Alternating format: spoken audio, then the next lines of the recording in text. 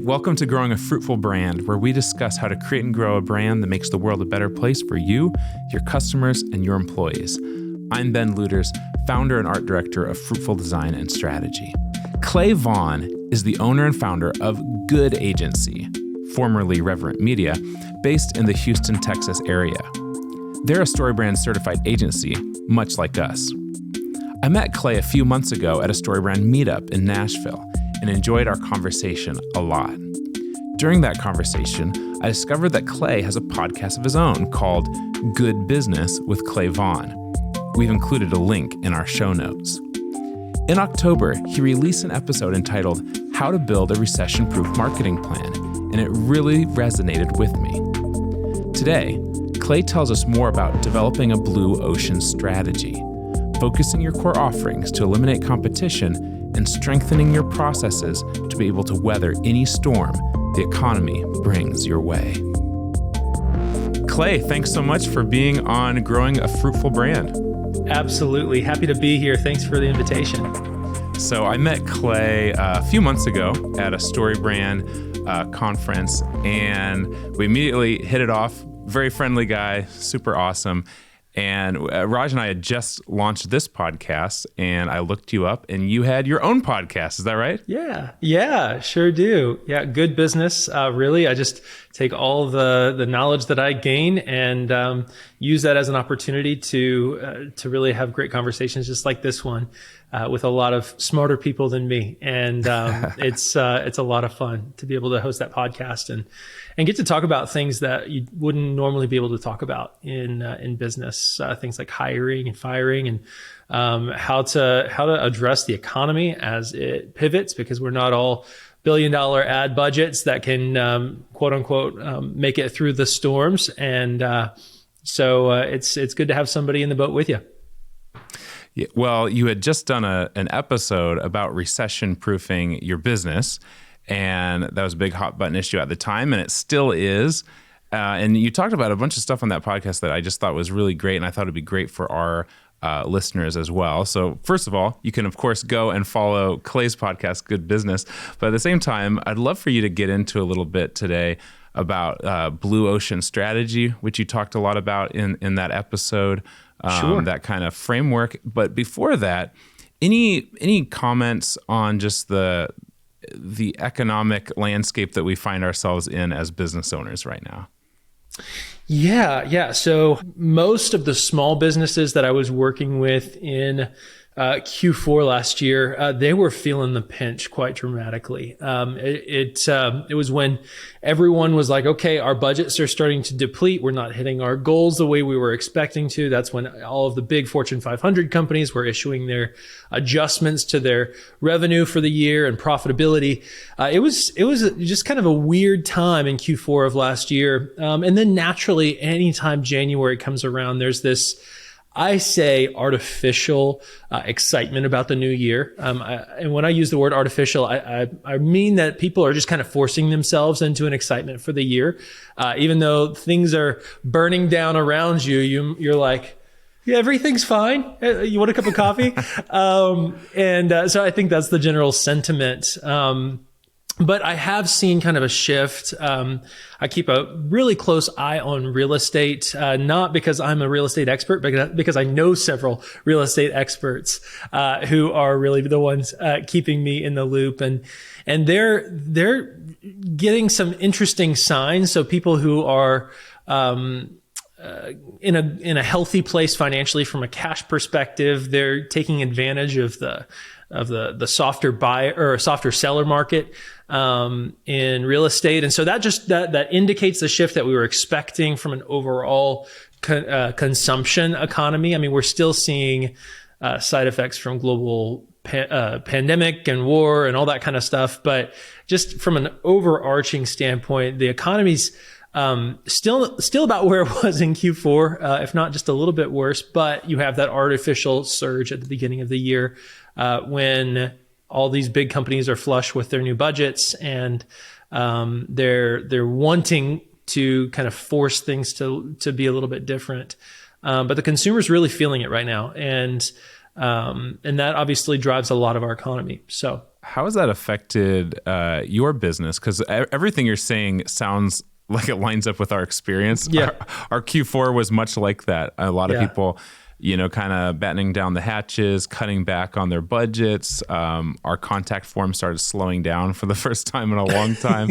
And then, January comes around and we are just off to the races. And we're like, are we still in a recession? Because it just seems, and I think, calling it artificial, there's something to that. But how has it been for you guys? Yeah, great question. So Q4 was pretty rough for us in regard to closing deals. We had never had more deals in the pipeline, though.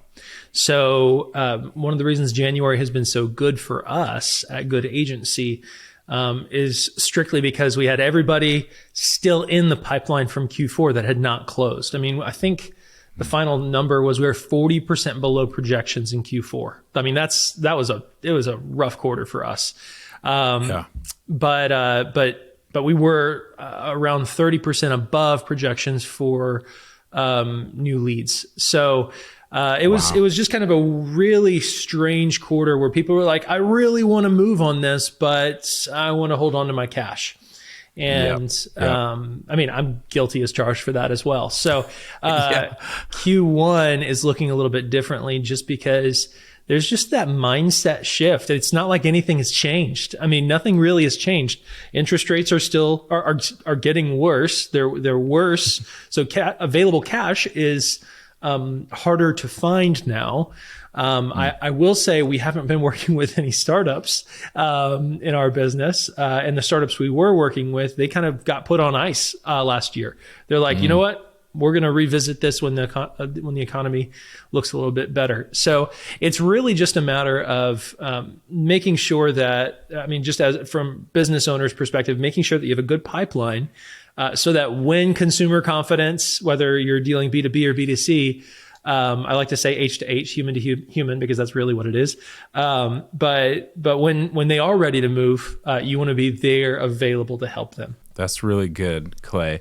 So one of the things, one of the values that we have here at Fruitful is this idea of abundance, right? That we believe in an abundant world. There's always more out there. However, when you're facing economic uncertainty, when people are starting to tighten up their pocketbooks, it's harder to believe in abundance sometimes. It might look a little bit different, but when I was listening to your episode on kind of recession-proofing your business, you're talking about this blue ocean strategy. And I felt like that seemed like a really abundant mindset. And I would love for you to kind of unpack what that means and where that comes from for our listeners. Yeah. Well, I'll just start out that this is not a novel idea. I got the concept of blue ocean strategy from the book Blue Ocean Strategy by some really smart people, and I highly recommend you go check that book out. It is a big book, so it is not for the faint of heart, but it's worth the read. And so what I did is I just kind of boiled down the ideas of that in that presentation I gave back in October of last year, and it all boils down to this, that the entrepreneur mindset, and I've worked with I don't know if I can call them old school entrepreneurs versus new school entrepreneurs. In reality, I think old school entrepreneurs have been in it and they're a little bit more reserved than most. And new school, they're not reserved enough, meaning they tend to make big decisions a little bit too lightly. And once again, guilty as charged on that front. But I think overall, when things are not going well, the natural inclination is just to kind of go into that. I mean, I'll use the StoryBrand mindset. You and I are on StoryBrand theme these days. It's that survival mode. When you get into survival mode, you take the path of least resistance. And so when you're taking the path of least resistance with your business, that typically means don't touch anything. Don't change anything. Don't touch anything. We're just going to ride this out. And hopefully we'll still be able to stand when it's all said and done. But the blue ocean strategy, that mindset, is about not fearing innovation. Innovation on its own is really one of the things that tends to be lost when you're in survival mode. It's It's hard to find in a small business an R&D budget. And it's really just making sure, and the concept that I'm pushing for anybody that I speak with, as long as they're in a healthy position financially. I mean, if you have a hard time making payroll, then this is not the topic that you should be considering right now. But if you are simply just trying to achieve growth goals, and instead of fearing the big ideas, it's important to embrace those big ideas, but with some context to that. When the market shifts like it has over the past year, but even over the past few years, I mean, a consumer has changed, consumer mindset has changed. And so things that you were doing 2-3 years ago for the consumer of 2 to 3 years ago may have worked then, but they may not work now. And it's important to have this perspective of pivoting to what your consumer cares about and how your consumer engages with whatever it is that you're selling. If you don't do that, then you're going to become irrelevant. And obviously, no one wants to do that in business. And the folks that will continue to buy your products at the old consumer mindset, I mean, you're leaving money on the table because, first off, if you haven't raised your prices in the past year, just stop listening to this podcast and go raise your prices, then come back and talk to us. It's because the consumer is expecting that. The consumer's expecting a price increase. They don't want it, but they're expecting it. So I mean, if you were to rewind 3 years and you raised your prices, I mean, it would almost have felt like hell froze over with your customers. But now it's, you raise your prices 7-10%. I mean, I have in any of my long-term contracts now that are auto renewing, there's a automatic 7% escalator every single year now. And that way I don't even have to have the discussion. It's just so you know, prices will go up every 12 months by 7%. Now I have the right to not do that, but just by putting things in there, that will help protect you and it'll engage with your consumers' expectations. When it comes to what they care about, I mean, especially in a B2C space, you've got to stay relevant to what they care about. I mean, I was on a call right before this and we were talking about this VA company called Belay Solutions. If you're looking for a VA, highly recommend it. I've had a great experience and I know a lot of other people have as well. But that company, it's nuts. They started around 5 or 6 years ago, something along those lines. But from 2019 to 2020, they doubled from like 18 million to almost $40 million in revenue. And they sold last year for $120 million. Wow. So, as you can imagine, they pivoted to how their consumer needed their services. Needing a virtual assistant was never more important because people were like, okay, well, I can't afford to have these people on payroll anymore. So let me just work with a contracting group for half the price and still get the same great quality. So there's a lot of ways that there are businesses currently pivoting. And then if you're struggling right now, then you probably haven't pivoted to match your new consumer. So that's pretty much what the whole concept is. So, you know, from myself personally, I know I've had times where I just feel like I can't raise my rates, or I feel weird or guilty about raising my rates on people. What do you have to say to those out there who just feel like, oh man, everything's getting so expensive. I don't want to raise my rates too. Like what's your advice there? So, I mean, I'm the same way. I'm a 2 on the Enneagram. So I'm a helper mindset. The last thing I want to do is come to somebody and say, yeah, your prices are going up. That doesn't seem very helpful. Right. But I mean, the thing is, like, whenever historically I've raised my rates, I increase not just the revenue that's coming in, but I increase the volume of clients coming in. For whatever reason, it could just be tied to my own confidence level. I don't know, but yeah. whatever it is, as long as you're not, I mean, if you're reasonably priced, if you're already way outside like the average, like if you're charging, I don't know, $700 an hour for your marketing services, well, you're probably not going to want to raise your rates. If anything, you should probably have a coaching call with Ben or myself after this.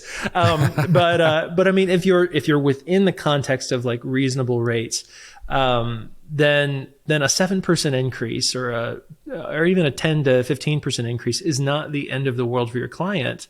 It just requires some innovation into how you repackage your services.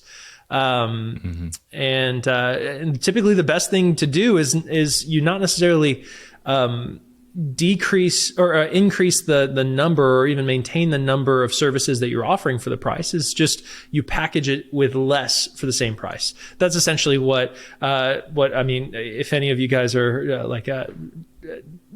chips and guac fans like myself, for whatever reason, the bag of chips has become emptier and emptier every single year. And I know it's not me. So the reason is the bag has stayed the same. They just pump it with more air and they increase the price as well. So, I mean, that's essentially what people they're still buying it, but it doesn't feel as bad as it would if they kept the package as full as they did maybe 4 or 5 years ago. So when it comes to just the concept of raising rates, it's easier to raise rates on new clients than it is on old ones. So just go easy with the old clients, give them plenty of fair warning. I mean, we are actually in the process. My team is recording videos, giving monthly marketing updates for all of our clients, just today and yesterday, and they're sending updates warning them of a Q2 price increase. And it's sad, but I mean, it is what it is. If you want to maintain the service that you're getting, you're going to have to pay for it. Especially when, we're in an economy where, inflation's out of control and all this stuff. It's like, you kind of have to do it. It is a survival, technique, and people get it. You're totally right that, people do kind of expect it. So let's, how good is it to, raise rates at a time when it's just expected already? And so it shouldn't be a huge surprise. Everything has had to raise a little bit. Yeah. And so when it comes to recession-proofing your business, what are a few just simple things that people can do, that business owners can do to, recession-proof themselves? Yeah. So I think really what it boils down to, and we could be talking here for a really long time about how to recession-proof your business. But I think in just the context of this conversation about trying to find these blue oceans, what is a blue ocean? What is this concept? Well, the idea the original author of the book came up with was that if you realize that you're in a saturated market or a highly competitive market, view it often like you would view shark-infested waters. It's a little bit graphic of a concept, but it's hard to compete when there's very few fish available because all of your competitors are gobbling them all up. So the concept is, all right, well, let's think about how to go fish somewhere else, how to get to a place where you are still being relevant to your consumer and you're pivoting with your consumer, but where ideally your competitors have not yet fully gone. And so there are so many different examples of successful businesses who have pivoted with their consumer. Some of the best examples I would say would be Netflix. I mean, we all, if you're around my age or older, then we all remember Blockbuster and movie rentals and all that kind of stuff. And so that was the big deal. We'd go to Blockbuster on Friday after school and we'd go rent a movie or 2 movies or 4 movies. And that was so much fun. But lo and behold, Netflix started mail DVDs. And then beyond that, they invented a lot of technology tied to CDN so that you could deliver digitally this content. I mean, Netflix was on the verge of streaming content right around the same time YouTube was on that verge as well. And so they were thinking, okay, well, our customers pivoting, there's new opportunities for new content that can be consumed. So let's meet them where they're at with the evolution of technology. Well, I love how it really, the whole concept kind of rejects this kind of limited mindset thinking of we just do things this way or this, and it really embraces the fact that like, no, let's think outside the box. Let's see where things are going. Let's try to get ahead of that. And let's not be afraid to completely reinvent who we are if that's going to help us, survive. And, it's got to be scary. I'm sure it's scary. It always is scary in one sense, but it's also super exciting because it's like, hey, how can we kind of create our own market where there's not sharks everywhere? And that was one of the things I was looking into Blue Ocean I thought was so cool is it has this really, it kind of reminded me of Hero on a Mission, Donald Miller talking about kind of creating your own communities. This kind of like, don't just take the communities that you have fallen into, but maybe like, make your own communities of people passionate about stuff that you're passionate about. And I really love that idea. And it's very similar where it's like, hey, if you've exhausted this, you've tried this, there's lots of people trying this. How about create, your own community of new audience, a new clientele, or pivot what you do so that there's no competition. Like that's a crazy idea, but like it just might work. Yeah. And I love, there's this chart that is in the book, and it's so simple. It's so elementary. And you're like, well, of course, that sounds amazing. It's, if you want to truly find an innovative idea, you find a way to decrease your cost and increase buyer value. If you can decrease your cost and increase buyer value, well, that is blue ocean. That's the whole concept. Because, Netflix did it. They decreased the cost. I mean, you're not having to get in your car and drive to Blockbuster. You're not having to rent each individual movie anymore. They decreased their cost because Netflix is no longer holding on to hundreds of thousands of scratchable DVDs and VHS tapes. It's all digital content that can be resold and infinitely. And Clay, our kids will never understand what we went through. They'll just never understand it. I'm sorry. Oh man, we had a Blu-ray player in our last car, and they understand it briefly when they plug in Finding Dory, and it's like, it's not working, it's not loading. It's because you took a knife to the back of the Blu-ray disc, kids. That's why. So stop playing with those knives back there, kids. I just picture them like whittling away at the back of the DVD or whatever. Oh man! Full disclosure, I did not hit my kids a knife in the car. Just to be clear, it's going to take a while to dig out of that one. That's right. But in reality, man. You're right. I mean, it's all about creating something that is so relevant and increasing buyer value in a way that the buyer didn't even know possible. If you had any advice for a business owner who really wants to do this, they're tired of swimming in a sea of sharks and they want to be in a blue ocean where there's a lot less competition, what would be your first piece of advice to them? Yeah. So first piece of advice would definitely be to figure out who your core customer is. You may have an idea. If you've been in business for a while, you may have an idea of who your core customer is. But just this past week, and I'm sure, Ben, you've experienced this as well, I sat down with someone who's been in business for 40 years and had never really asked himself, who's my core customer? It was just, I sell to these people. Whoever buys from me, they're my customer. Yeah, whoever's got money, that's my core customer. I've been there before. That's how Fruitful started. So. Yeah, hey, that's how most businesses start, and that's okay. It's really just, if you want to know how to innovate for your core customer, you have to know who your core customer is. And that's where StoryBrand comes in. And if you guys are not familiar with the StoryBrand framework, it is vital.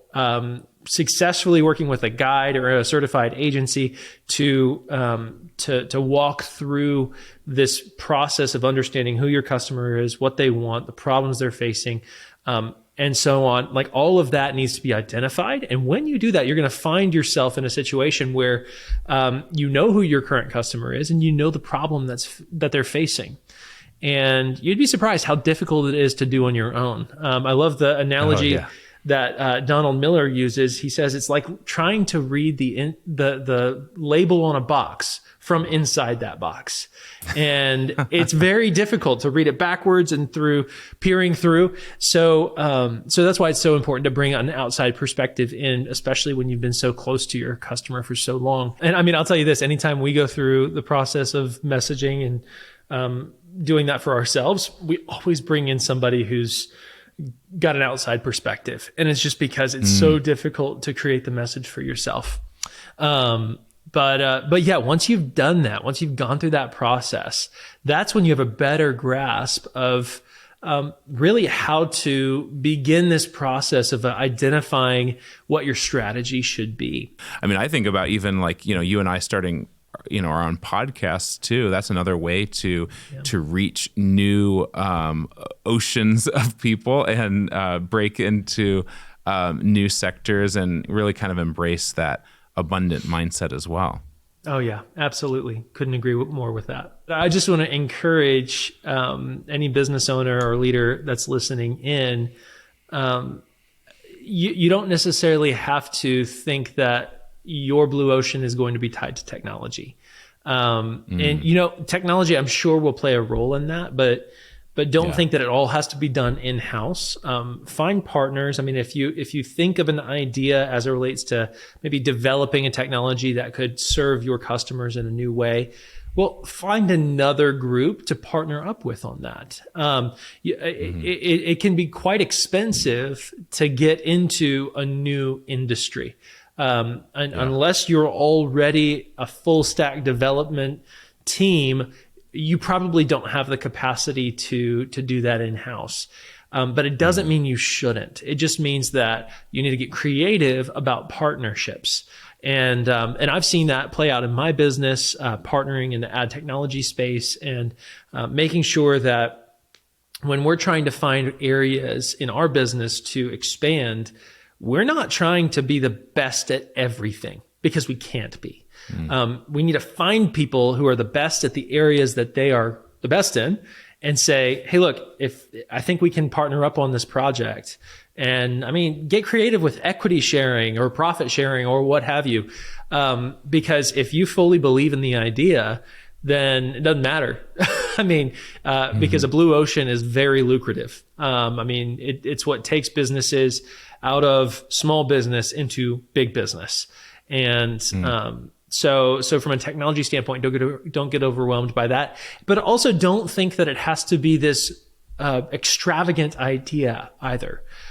It just simply needs to be different than what your competitors are offering, and still relevant to your consumer. That actually reminds me of something that you said in your podcast episode. I can't even remember exactly how you got into it, but you were talking about how important it is for business owners to document what they do and document their processes how that can help them become more valuable, whether they want to sell or not. And I think you mentioned that you've sold companies before, and that actually having some kind of documentation of your processes can really help make you more valuable. Anything to speak along those terms? Yeah, absolutely. Let's assume that you've locked in your core audience, that you've explored the concept of developing some sort of strategy to decrease your cost, increase your buyer value.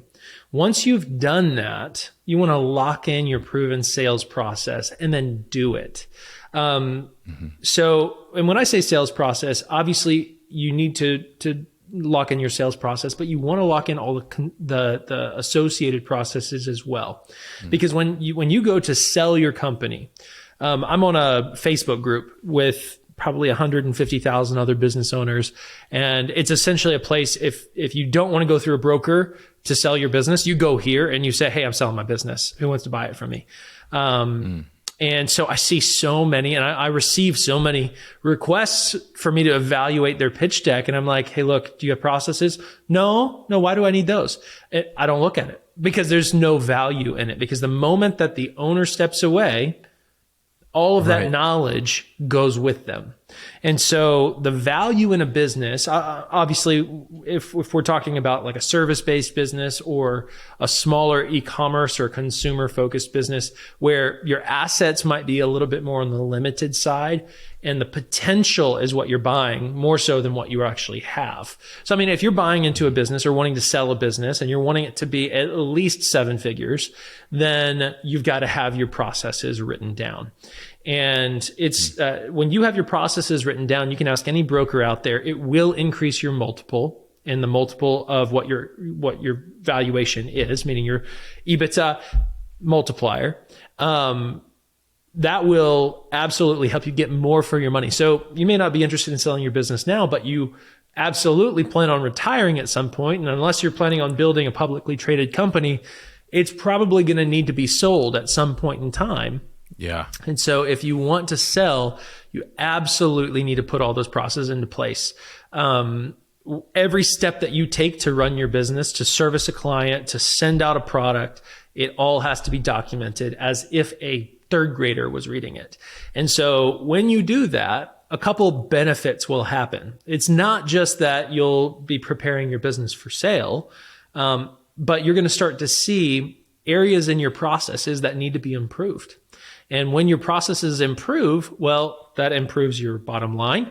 That improves your client retention, your team member retention, which obviously will improve your bottom line as well. So when you put your processes in writing, you also have the ability to onboard new people faster. And so it's a force multiplier on your business. And I'll tell you this, I am not an administrator. I was talking to my assistant the other day and saying, hey, I'm grateful that you're doing this because I would never do this. And it's just because I'm that visionary. I'm the guy that at the beginning of this episode, I said, hey, I like to be dramatic. I do make dramatic things happen, which is why I've been able to be so successful in some respects, but I've also put myself through a whole lot of things that have caused my gray hair to show up a little bit earlier. And so when it comes to processes, I'm the first person to say, oh man, you want me to write down and follow a process? Really? But then again, I'm also reinforcing its value right now because of how important it is for the short-term and long-term stability of your organization. Yeah, I love that. I love that you say it's also for the short term too, because so we're going through this right now where we're starting to document a lot more, creating standard operating procedures for everything we do. And, part of it is, it'd be great if to retire or, if someone wants to buy us years from now, that we have that all documented and I do understand the value. But at the same time, I want all that documented now so that I don't have to be the one that does it all. What a concept, right? The more you have documented, the more you have, trained, the more that you have out there, the more people can operate without you being the bottleneck to everything. And so true. As someone who I got into this all by my lonesome in the beginning, it was just me. And everything was just living up in my head. And the more and more that I open up and I share and I give or let other people create even better processes and then document them, it makes us more valuable now and makes us be able to more confidently do the work so that when, our sales guy goes out there and sells something huge and says, hey, by the way, we're doing this now. We've got processes, we've got things in place. We're not freaking out because we know what to do. Man, well, I could talk all day with you, Clay. Yeah, likewise. You're super awesome. How can people find you and follow you? So definitely check out my podcast and subscribe, and hopefully I can get Ben over on an upcoming episode as well. But it's the Good Business Podcast with Clay Vaughan. Check it out on Apple, Spotify. Subscribe there, and we'd love to have you over there. That's awesome. Well, Clay, thanks so much for being on Growing a Fruitful Brand. I just want to say I love good business, good agency. I love the naming, the branding. It's simple, to the point, and I think it describes you perfectly. Awesome. Well, thank you, Ben. I appreciate it. Thanks for having me on, and hope you have a great one. Thanks for joining us today on Growing a Fruitful Brand. If you found today's show helpful, don't forget to subscribe and consider sharing it with someone who might also enjoy it. If you'd like to work with Fruitful on a branding, website, or messaging project of your own, you can always reach out on our website, fruitful.design. So until next time, don't forget to grow something good.